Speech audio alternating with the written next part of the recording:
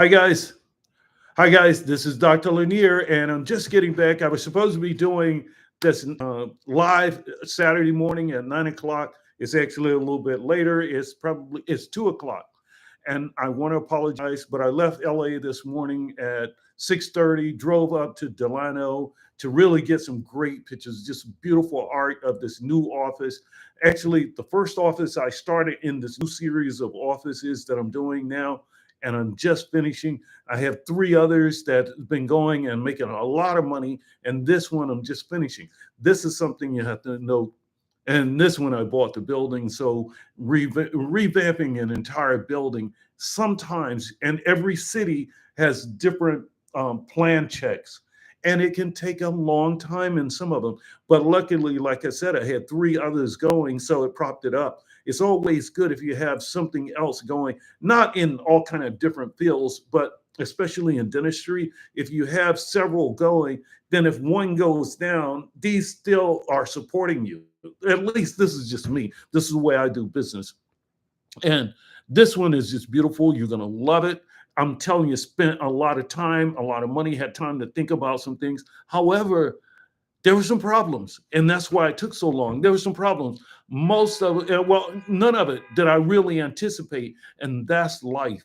There, most of the things that's going to hit you, you just didn't anticipate them. You're going along, and you had a plan, and then it's like, what is it that Mike Tyson said? Everybody's got a plan until they get hit in the mouth, and when you get hit really hard, it throws your whole plan out the window. It's like, whoa, hold on. And that's when you got to have something to keep you going. And that's why I say I had the other three as we grow, and now we're working on the fifth. So we're getting ready to open the fourth and then the fifth. And this one, though, the main thing about it is I want you to see what we put into, because basically what we're doing now is just prototyping. These five are prototypes that we're going to lay out as we go across country. So here's the thing. I find that we can't do all of them de novo. These are beautiful offices, but it's taken me some time. This one in particular in Delano, California, has taken a lot of time. I don't have that kind of time left, and I'm bringing on a new CEO, and I'm moving to chairman. And my mandate for her is to form partnerships, 100 partnerships in 5 years. The only way to do that is through acquisitions and collaboration and partnerships. There's a lot of practices that are for sale, and we're going to find ways to help people exit. And that's what my book, and I keep bringing it up when I'm talking about how to exit. That's very important. If you don't plan well, I'm telling you, you will not exit well. And I come across some people, well, I'm going to just keep working for a long time. You will exit whether you want to or not. Everyone exits. Now, here's the thing. Just like as we mature, like I said, we hit our peak at about 25 years of age. You go up, and then when you reach 25, you start that slow decline, and then it gets further and further. At some point, your practice is like that. In insurance, they call it actuarials, where they figure out, okay, you're this age, your parents, and one died of diabetes, and the other had, they know how long you're expected to live. Your practice is almost the same thing. Now, don't get, I know a lot of times people could say, well, he's a heartless kind of guy. No, I'm a public health service dentist. I started out in the U.S. Public Health Service. I serve the underserved. However, I am a self-proclaimed entrepreneur. I have studied entrepreneurship most of my life. Let me tell you, if you really want to do this thing right, you don't have to listen to me, but study it. Declare your business as your product. And then you have to realize my business has a shelf life. And after it reaches a certain point, it's going to start to decline. I'm old enough to know I have a lot of friends that have exited, and they're calling me, telling me they want to sell their practice and they want to sell the equipment. Most of the patients have left.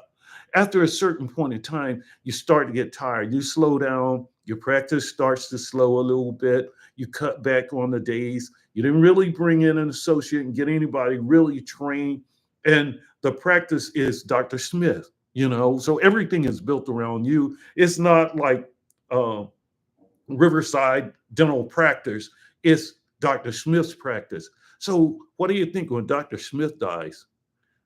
Nobody's coming to the practice. And before that, Dr. Smith was sick, so he's out for a period of time.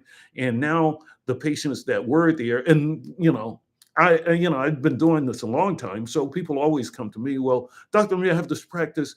I'm having a problem with it, but you could really make it work. A guy like yourself, like I'm some genius. I'm a little dumb kid from North Carolina backwoods, so I don't know how to make things work. I'm very aggressive in a lot of things, and I have some experience. And one of the things that I see is some practice is just not going to work. If you're in an area where you're in the back of a supermarket and nobody can see you from the front street, and you don't have any kind of online marketing or anything going on, you don't have, it's just that it's a waste. Doctor, and then you have old equipment. You can't really sell that. I'm saying when it comes down to exiting, you have to have an exit strategy. It's best to have one going in. And I know people are thinking they're going to be around forever. I'm going to just practice forever for the next 20, 30 years.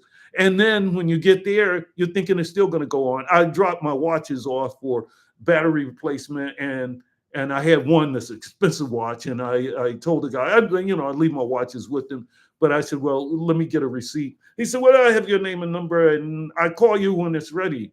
I said, but I need to get a receipt just in case you get hit by a bus. He's like, oh no, I've been here for years. I'm not going anywhere. He's an older Armenian guy. He's about 85 years old. And I'm thinking, I'm not really talking about the bus because everyone will exit at some point. That's the thing I'm telling you. You're going to have an exit. Why should your family get less? You might as well get the more. And the only way you get more is planning.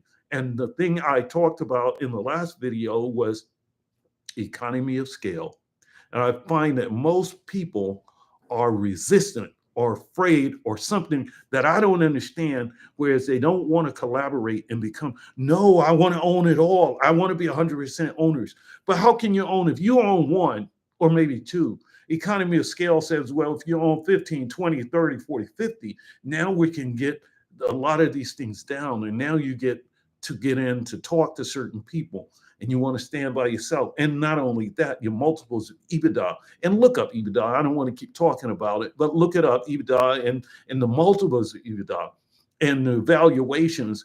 And if you're with a big company and they're always going through these things of revamping. And that's the thing you have to be careful, though, is when you're looking at private equity, is it the thing for your company? If you want to sell, is it going to be bastardized when it comes in and it's just people, if it's only accountants that's making all the calls? And what we're doing is starting partnering with doctors. I'm a doctor. I only want to partner with doctors. I don't want to partner with money, because we can find ways to do this thing. I think there's a sweet spot in between. You want to be able to build an exit, but you don't want to get caught in between, whereas you're just working for some guys who's sitting up in some tower in upstate New York on a computer, and they're punching in numbers, and they can cut here and they can move things there. So you got to have a strategy. And when your strategy is, I'm going to build something, I'm going to build it, I'm going to collaborate, I'm going to get some economies of scale. Now I'm building a model, and this model already has, whereas we're going to bring in not just associates, but someone who looks to transition and acquire this practice at a higher level, because we're going to bring it up together. That's what we're here as entrepreneur dentists. That's my job, is to help you, kind of like they say on the HBCU campus for the frats, is they had a DP, and his job is to get you through Hell Week and cross the burning sands. I'm not throwing anybody's secrets away. I'm not into the Greek thing, but I had 3 roommates that were frat, so different frats. So I hear a lot of stuff. But anyway, I like that terminology, crossing the burning sands, because in business, it's some burning sands out there. You can stay small, but I'm telling you, when you get ready to exit, your multiples will be small. You got to have The multiples are things you want to be concerned about. What are the multiples I'm going to get? And that's why they talk about the second bite of the apple, but you're still going back to private equity. Whenever they get it, they're going to turn it into something. We got to find a way to just keep it in the hands of doctors and lay down the laws. This is the way it's going to be. Listen, I'm a public health dentist, first and foremost. I'm also an entrepreneur, and that's why we're doing this thing with the public-private thing. But I want you to see some of the locations that we built out. I put a lot into it. I built something, I sold it, I made a lot of money, and I put it back into something to get to that next level. And the next level is just to solve one of the biggest problems that we have in dentistry today is a provider shortage, especially for the underserved and the underserved kids. And the reason is if there's only a limited number of pediatric dentists, which there are, then the supply and demand curve is like this. There's a big demand, a small amount of supply. So now and you can't really blame them if they can make all of their money and their time is spent on high compensation and it doesn't have anything to do with the underserved. Then why would you? Unless we create some kind of incentive, whereas they're making their monies but they're helping GPs to do the kind of work that GPs can do, and they do render most of the care, but sometimes it's substandard. I've been doing pedo as a GP for almost 40 years. Well, I haven't worked in the past 7 to 10 years. As a dentist, I'm still licensed and I run dental practices. I'm not the clinician now, but I find that as a GP, we render most of the care. And that was the thing. I said, well, why don't, and I got a chance to work for a lot of pediatric specialists and working together with pediatric dentists. I said, we set up a training system, whereas the pediatric dentists are there training and monitoring, even to the point where we set up a certificate program. So we've already started that. And we turned our facilities into NHSC student loan repayment program authorized. So they're already authorized to accept this. And now we're getting the word out. This is why we solve a problem that has existed for a long time, since the time I came in dentistry. And I would come to work and there'd be standing room only of all of these kids in the projects in New Orleans. And I'm wondering, wow, does this exist across the country? Is it like that? And there's no specialist there to really help them. It's a shortage.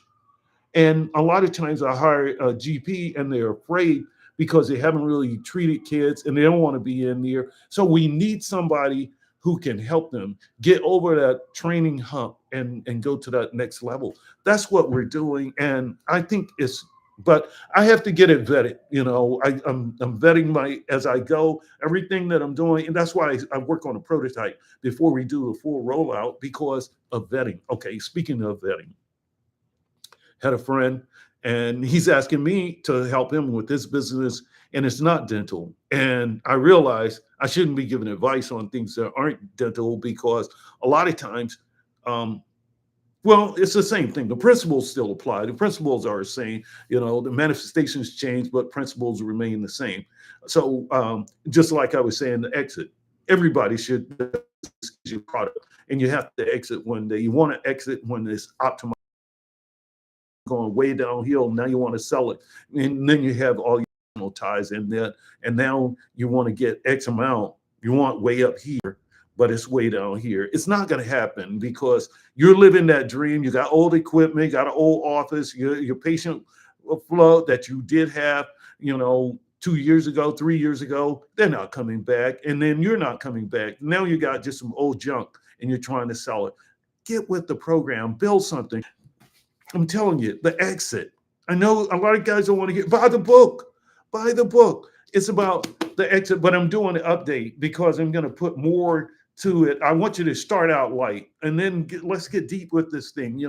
I talked about arbitrage just recently, but anyway, talking about the things that happen, sometimes giving advice on vetting.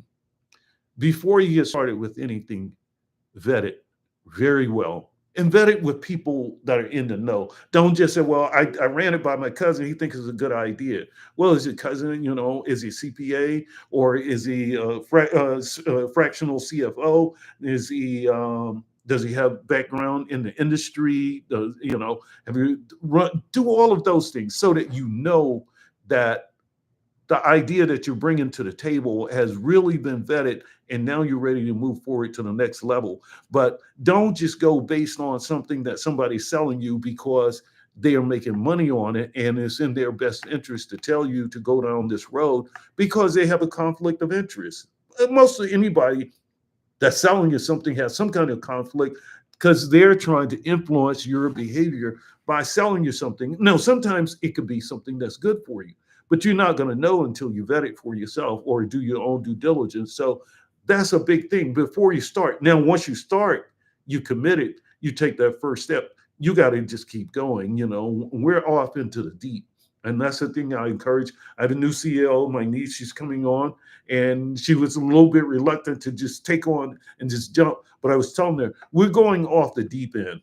We're going off the deep end, and we don't even know how deep it is. We're not trying to touch the bottom, but I told her my philosophy is this. Once you're in over your head, it doesn't matter how deep it is. You have to swim. So learn to swim before you go off the side. And that's where we're going. We're going and we're going big. We really are. We're going big. Why not? I'm just passing through this thing. And I consider, let me ask you this also while I'm here, and maybe you guys can throw something in the comments. Sometimes, especially coming from a public health background, helping the underserved and so forth, I think there's an expectation that I shouldn't do well, because I'm doing things to help the underserved. But can you do well by doing good? And shouldn't that be okay to do well while doing good? And that's what I'm trying to do. I'm trying to do good and solve some of these provider problems in these underserved areas. And I'm leading because most people want to step back. They don't want to be out front.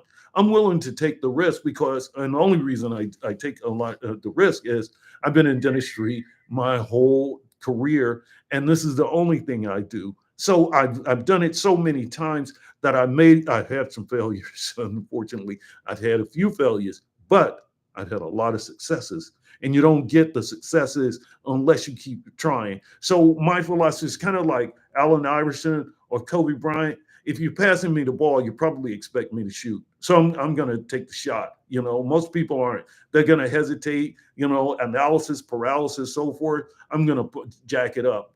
That's what I'm out here for. I've already analyzed it. I can look at it, been doing it so long, and the shot comes to me and I'm open, I'm taking the shot. And that's the way if you develop that, but don't get married to these things, don't marry to your practice or whatever. It's good.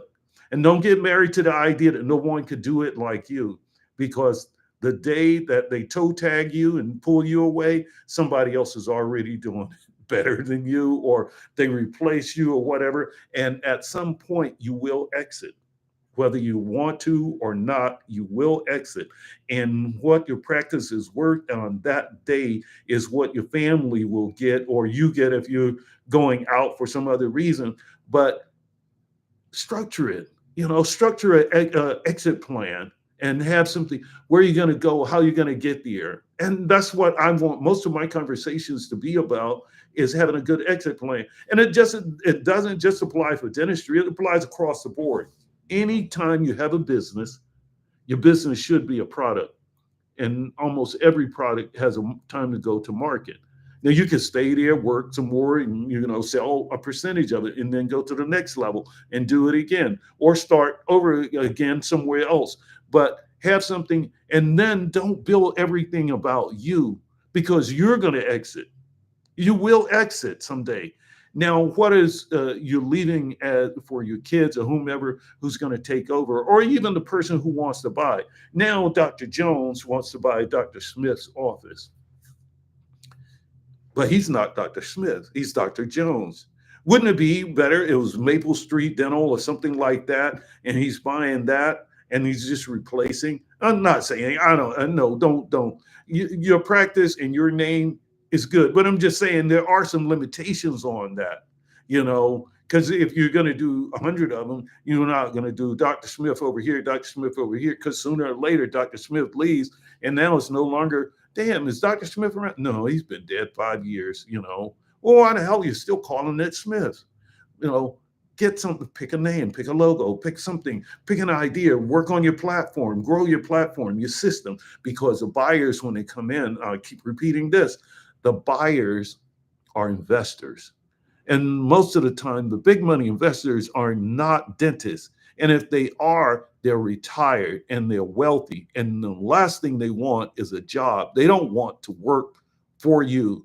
They're buying the business because it works with or without you, with or without you. And you are replaceable. And I'm pointing at myself. Here I am.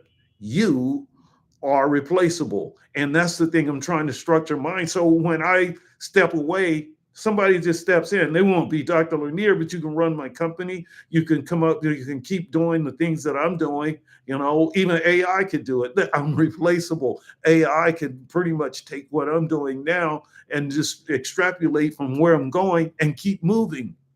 That's crazy, huh? It can take what I'm giving and what I've done so far and where I am, and then I could just die and it just keeps going. Woo! This thing is off the chart, guys. I'm following it closely because I like where it's going. I don't know what's going to happen, seriously, and it's kind of scary. But the things that are happening are off the chart if you're following it. What the capabilities are, and it's changing almost daily. And I'm looking at it, and I'm seeing there's a lot of potential out here. But if you don't keep up with the change and keep coming up with ideas, you get ran over by it, because it's gonna keep moving whether we get in line or not. But that's a whole different story. I just wanted you to today. I wanted to talk about this new location. I do want to tell you it's been a lot. That one has been the biggest challenge of any office that I've ever rebuilt, built out, and I bought the building. And now that I think about it, it would have been much easier for me to bulldozer and just demolish the whole thing and just come up with a blueprint, brand new building, boom, and just have it done. But I didn't. But I'm learning. I'm learning. And now I have my prototypes though. But for a while now, we're going to do acquisitions and partners, and we'll do some, because these buildings are huge. I bought some buildings, and one that I'm just leaving is 7,000 square feet. You'll see the beautiful pictures of it and all the stuff we've done. I invested a lot of money, a lot of time. And then on one side is kids to dentists, then ortho, and we have a section for oral surgery, and then an adult section, the StarTech dentist. And you'll see that because I had so much space, I have to do an adult side, and it's totally different from, it's separated, even though we use some of the same, compressors and everything, and we can share facilities and, go through, but it's separate. And it's the adult side, and it's just beautiful. And the whole concept, I want you to see it. StarTech dentist, high tech. We're doing a lot of implants and cosmetics and so forth over on that side. The other side, we're seeing kids from underserved community doing all kind of things. In California, I can make a little money on pediatrics, especially with insurance and Medicaid mix. With the adults, the Medicaid is just so low, you can't really do it. You have to find other ways around and work around. It's impossible to really stay afloat for me and make a profit doing that. But I'm not going to run the adult. I have someone else doing it because my forte really is more so with the kids dentistry. And I can market, and I can market a lot of things. I can market the adult side, but I don't want to run it. I don't want to run any of it, and that's why I hired a CEO with an MBA, because it was time for me to step back and become more creative self. And that's what you want to do. I'm following one of my mentors, which and moved to that position, hired MBA, and he became chairman. I was like, wow, that's what I want to do. I want to be chairman. I'm a chairman of a single member board. I'm the member. I'm the chairman of the board. I am the board. So I'm making those decisions, guiding the CEO and the rest of the organization. I have a really good team. Brought some people from my past organization, which we exited really well, and that was before I wrote the book. How to exit your dental practice or your dental business. That's why I call it a business, because most people might practice, and it's me, that I love it, but still find a way to, in your mind, to say, well, how do I exit this? No, well, Jerry, but I want to practice X amount of years. Uh, you can still practice, and you can do another one and another one. But like I said, if you have livestock, there's a time when you have to take them to the market. You can't just keep feeding them and not sell. Get some new ones, and then you raise those to another level, and you take those to market. That's the way you make money. You could sit around and do the things that don't work and don't exit well, and then you'll I wish I had done what Dr. Lanier has suggested. Why didn't I think of that? Or why was I so resistant to that? That's a good question. Don't be resistant. Just open your mind and think about it. And think, when you seeing other people exit, how they exit, did they exit well? What multiple did you get? And what's the multiple I want to get when I exit? And I think that'll help you. Anyway, I talked enough for today. I'm not trying to go for an hour or anything. I'm just trying to say what's on my mind. And then we'll meet again next Saturday. Hopefully, in between, though, if you want to see the images of this beautiful place, just subscribe, entrepreneurdentist.com. And I'm posting and sending out these and some messages. I want to talk more about some things. So I'll see you on the other side. Thank you for joining today.